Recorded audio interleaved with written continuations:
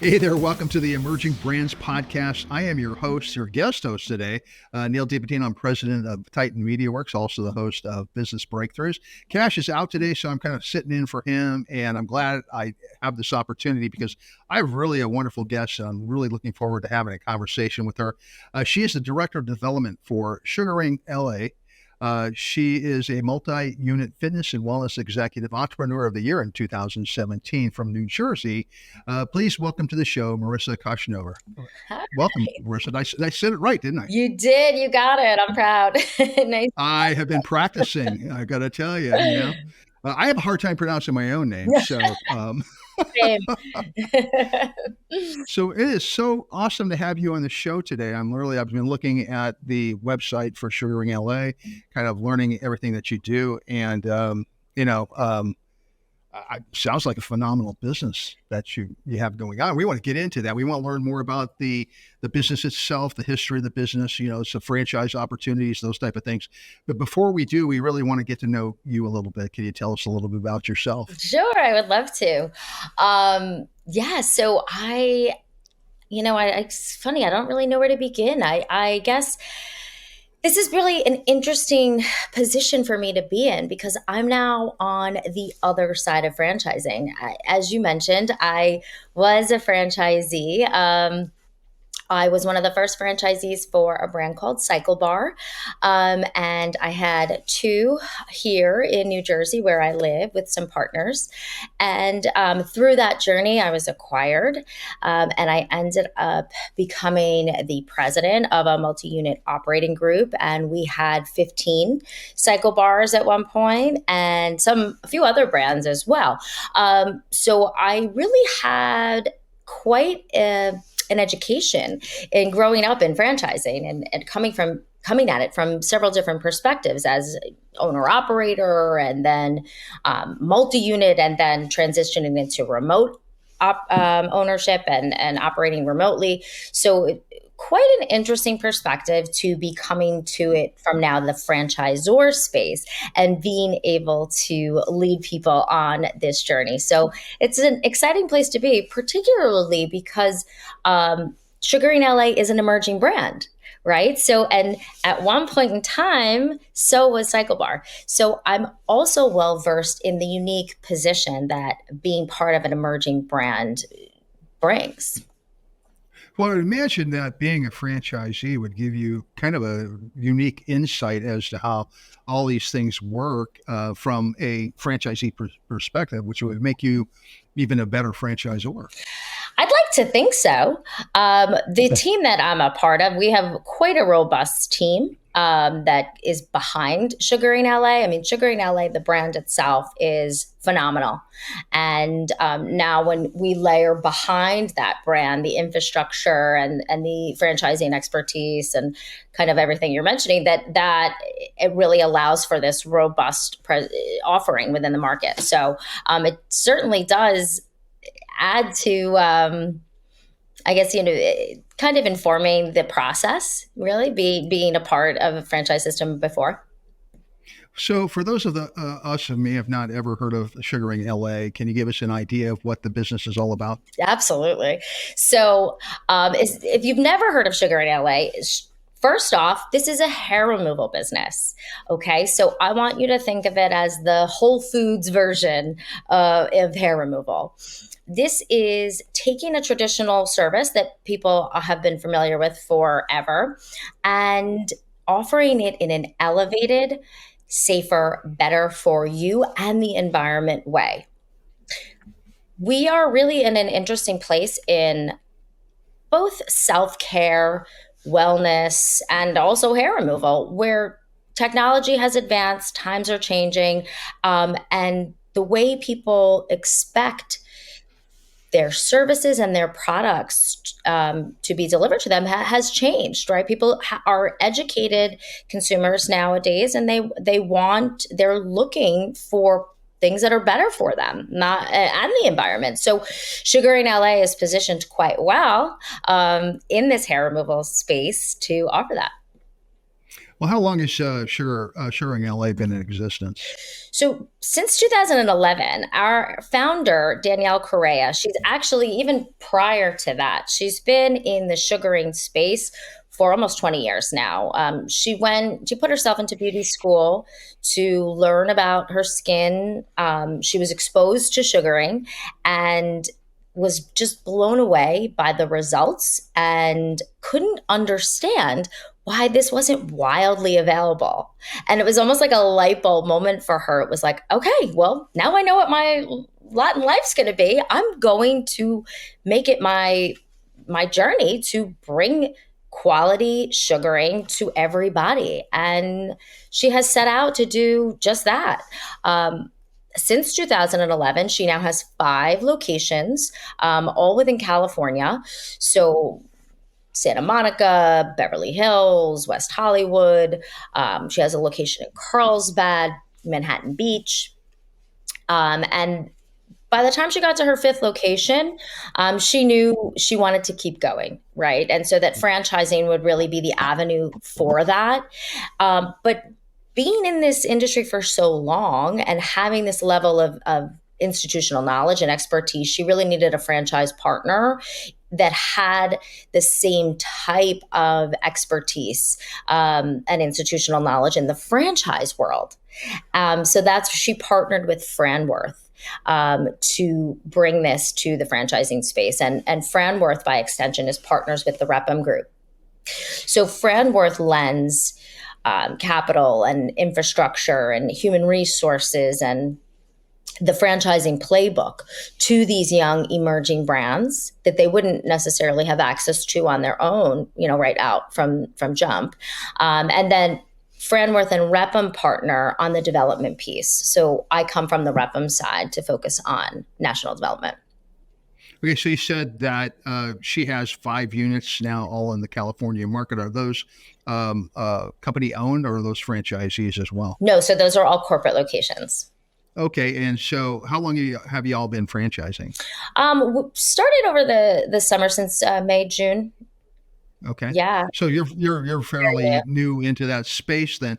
Have you, what's that looking like for you guys, opening up franchises around the country, or what's happening with that? Well, we have franchisees in looking in the real estate phase, right? So nothing's open just yet. Okay. It is a brick and mortar space. And that's actually an exciting component of this brand because it is a low barrier to entry for somebody who's looking to get into the wellness space.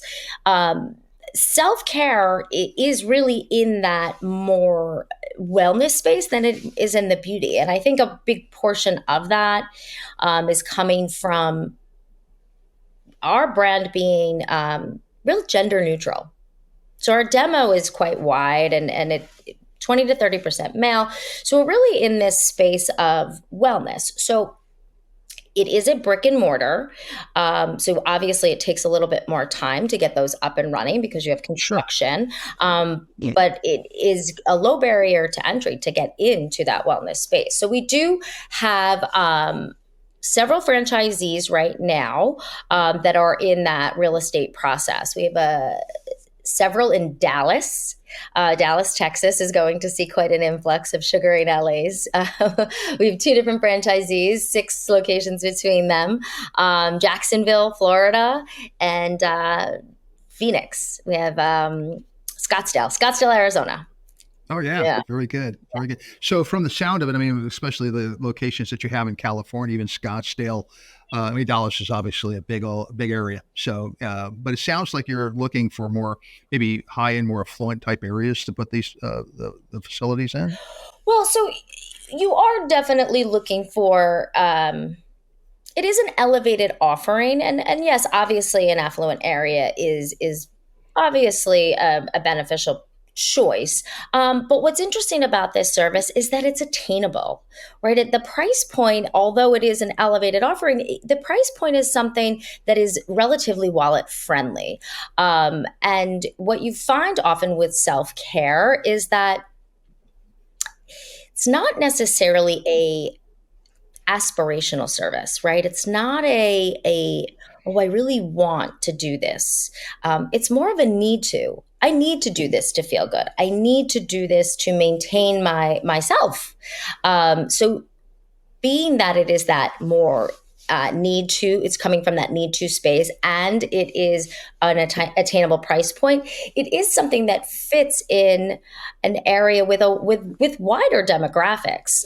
But clearly, yes, when you're looking, affluent areas are obviously a good place to So, so what type of, so as far as footprint is concerned, is what's the footprint, and are you looking to are most of the, what would you call them, a studio?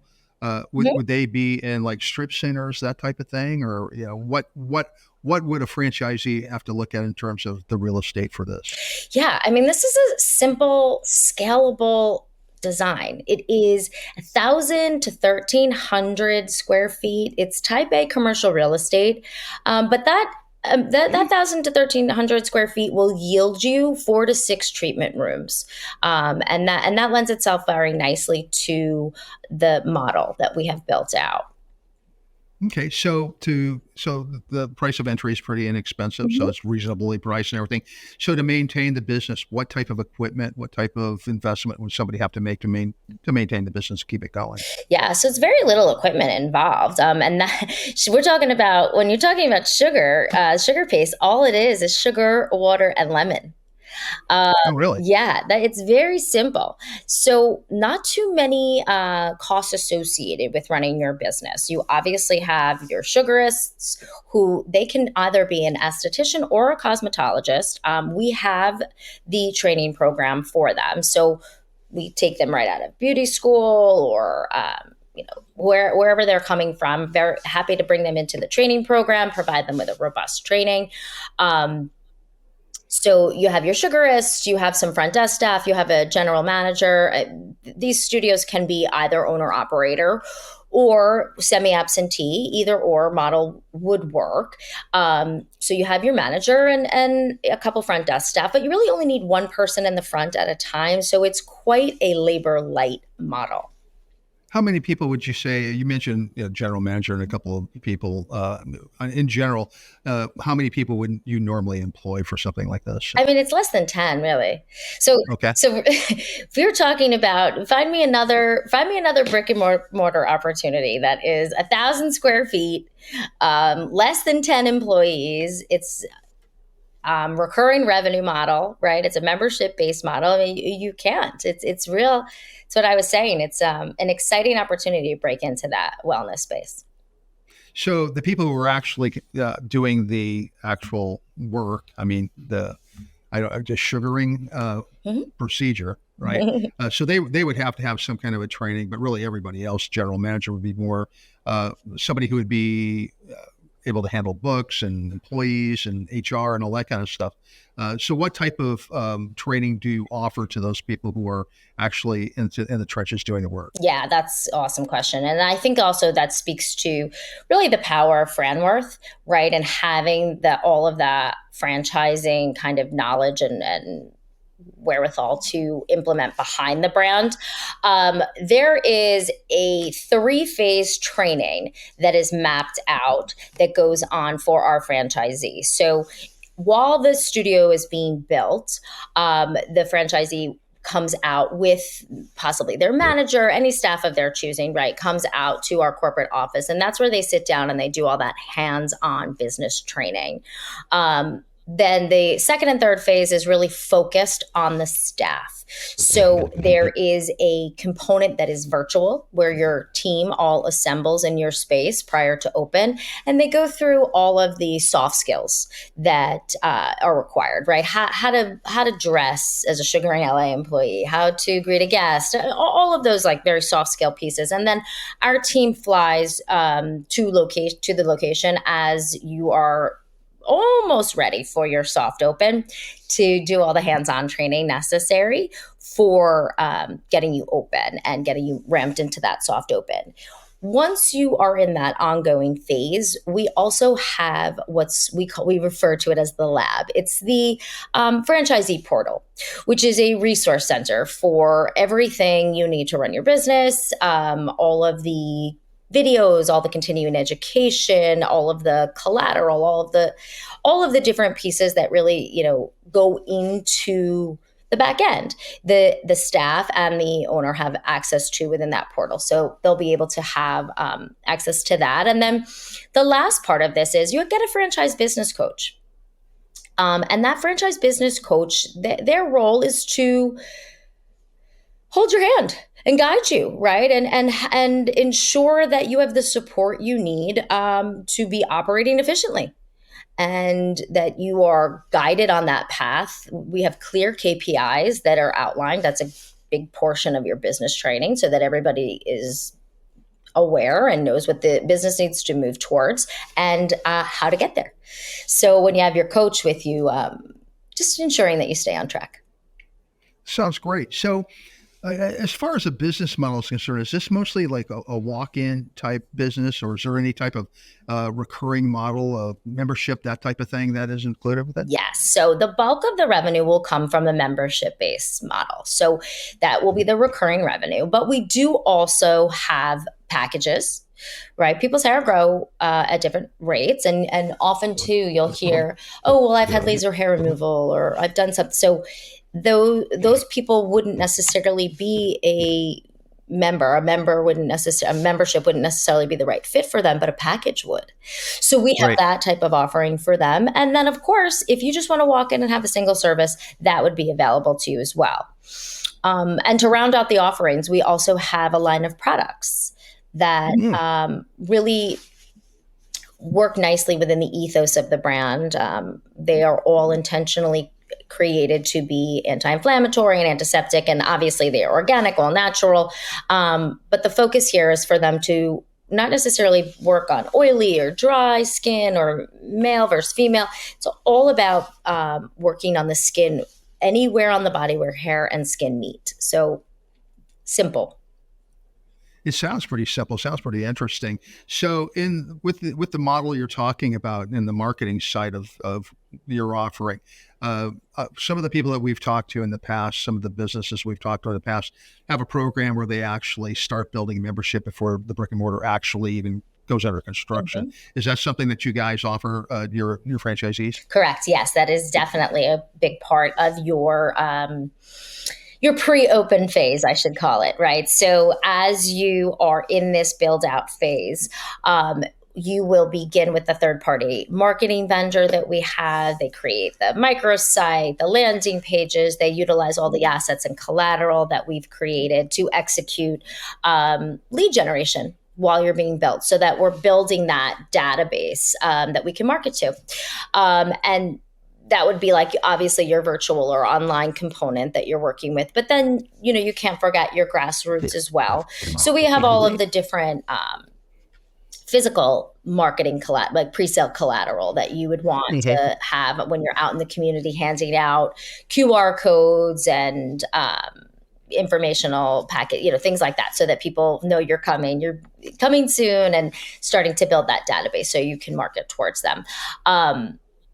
We'll put like window clings up, so people walk by, they can scan, hey, what's being built there? Scan their info. Cool. Yeah.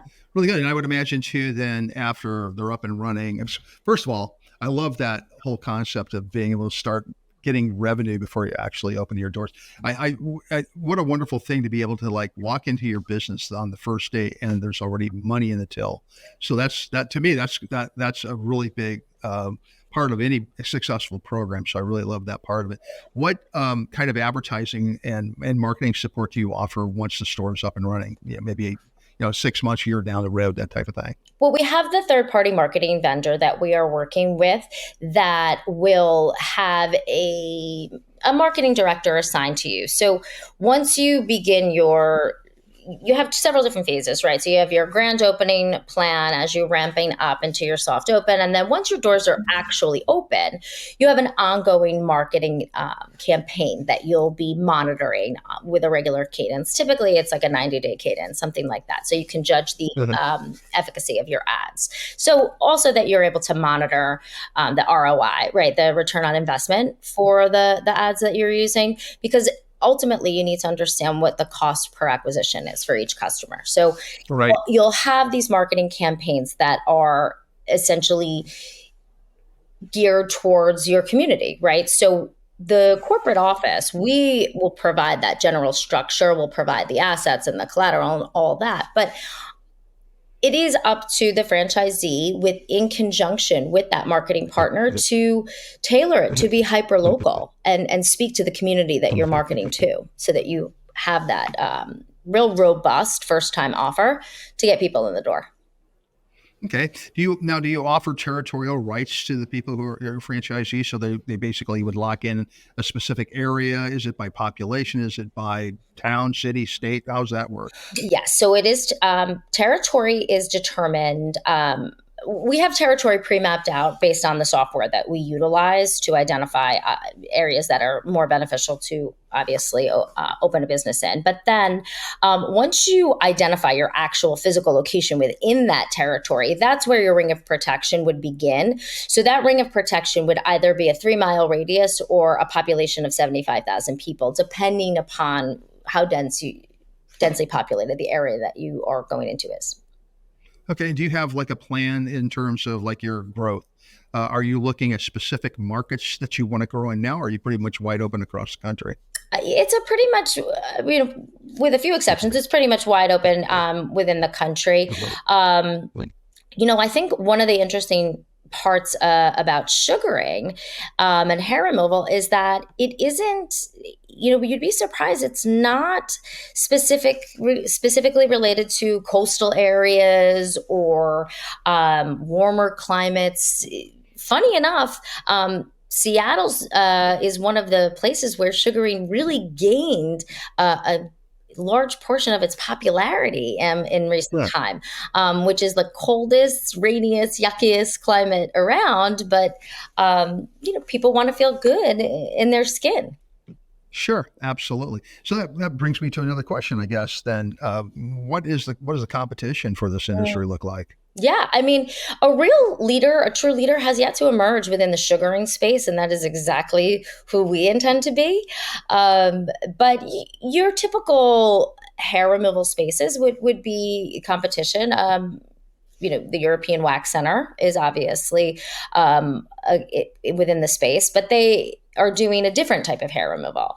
And what's interesting about hair removal specifically, I made this analogy the other day to somebody, and it made a lot of sense. Do you remember when CDs replaced cassettes? I don't remember the exact date, but yeah, I remember that. That's where we are for hair removal. Yeah, right. And so while there are places that are doing hair removal, technology has changed. What people want has changed. And all that's really missing is the access to it. And that's really where we're coming in to change that.